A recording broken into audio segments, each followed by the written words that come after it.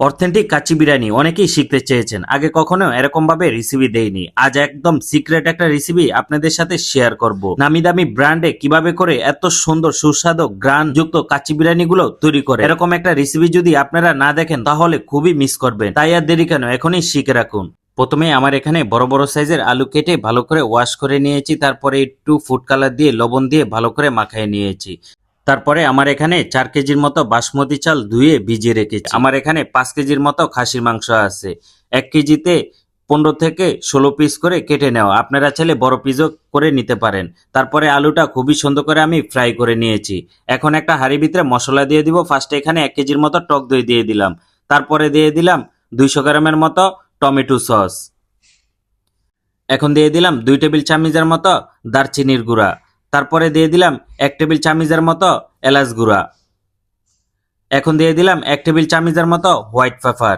এখন দিয়ে দিলাম 1 টেবিল চামচের মতো শাহি জিরা, মানে শাহি জিরা গুঁড়া করে নেবেন। এখন দিয়ে দিলাম গরম মশলা, আমার এখানে 1.5 টেবিল চামচের মতো গরম মশলা এখানে দিয়ে দিলাম। তারপরে দিয়ে দিব আস্তা মশলা। ফার্স্টে দিয়ে দিলাম এলাচ, তারপরে দিয়ে দিলাম লং, এখন দিয়ে দিলাম শাহি জিরা, তারপরে দিয়ে দিলাম দারচিনি,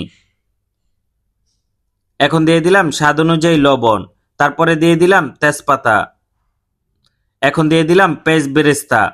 পেঁয়াজ বেরেস্তাটা আপনারা আগের থেকেই করে নেবেন। এখন দিয়ে দিলাম বাদাম পেস্ট। বাদামের ভিতরে চীনা বাদাম, কাজু বাদাম, পেস্তা বাদাম, কাঠবাদাম মিক্স করা আছে। এখন দিয়ে দিলাম আদা রসুন পেস্ট, আমার এখানে 2 মুঠের মতো আদা রসুন পেস্ট দিয়ে দিলাম। এখন দিয়ে দিব সয়াবিন তেল, আমার এখানে 1 থেকে 1.5 লিটারের মতো সয়াবিন তেল দিয়ে দিব। আমি যেই পেঁয়াজ বেরেস্তা করেছি, যে তেলটা দিয়ে, এই তেলটাই মূলত এখানে ব্যবহার করেছি। এখন দিয়ে দিলাম মরিচের গুঁড়ো, আমার এখানে 3 টেবিল চামচের মতো মরিচের গুঁড়ো এখানে দিয়ে দিলাম। তারপরে এই মশলাটা খুবই ভালো করে মিক্স করে নিব। এখন দিয়ে দিলাম চিকেন পাউডার। চিকেন পাউডারটা আপনারা চাইলে দিতে পারেন, নাও দিতে পারেন। এখন আরেকটু স্বাদ অনুযায়ী লবণ দিয়ে দিলাম, পাশাপাশি অল্প একটু চিনি দিয়ে দিলাম। তারপরে অল্প একটু আবারও গরম মশলা এখানে অ্যাড করে দিলাম। তারপরে মশলাটা ভালো করে মিক্স করে এখানে মাংসটা দিয়ে দিলাম। মাংসটা দেওয়ার পরে মশলার সাথে মাংসটা ভালো করে মিক্স করে নিব। এখন একটা কড়াইয়ের ভিতরে এখানে 1.5 লিটারের মতো পানি দিয়ে দিলাম। তারপরে এখানে গুঁড়া দুধ দিয়ে দিলাম প্রায় 200 গ্রামের মতো। তারপরে দিয়ে দিলাম এখানে ঘিটা অবশ্যই বেশি দিবেন। এখন দিয়ে দিলাম কেওড়া জল, তারপরে স্বাদ অনুযায়ী লবণ দিয়ে এই দুধটা ভালো করে মিক্স করে নিয়েছি। এখন একটা বলের ভিতরে আবারও গুঁড়া দুধ নিয়ে নিলাম।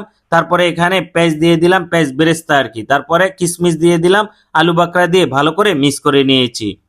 এখন মাংসের উপরে আলু ফ্রাইটা এখানে দিয়ে দিলাম। দেওয়ার পরে উপরে দিয়ে কাঁচামরিচ দিয়ে দিলাম। তারপরে যে মিশ্রণটা তৈরি করেছি, মিশ্রণটা উপরে দিয়ে দিলাম। এখন একটা হাঁড়ির ভিতরে পানি বলক আসার পরে এখানে শাহি জিরা দিয়ে দিলাম, এলাচ দিয়ে দিলাম।